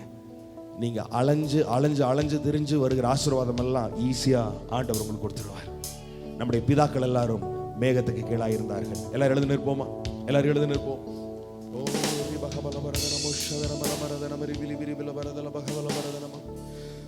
ஆமென், ஆமென், ஆமென், ஆமென், ஆமென், ஆமென், ஆமென், ஆமென், ஆமென், ஆமென், ஆமென், ஆமென், ஆமென், ஆமென், ஆமென், ஆமென், ஆமென். என்னை கையேந்த விடல, தலை குனியவும் விடல, என்னை கையேந்த விடல, தலை குனியவும் இல்ல. உம்மை நம்பி வாழ்ந்தவர்க்கு ஏமாற்றம் இல்ல, ஏமாந்து போவதற்கு நீர் விட்டதில்ல.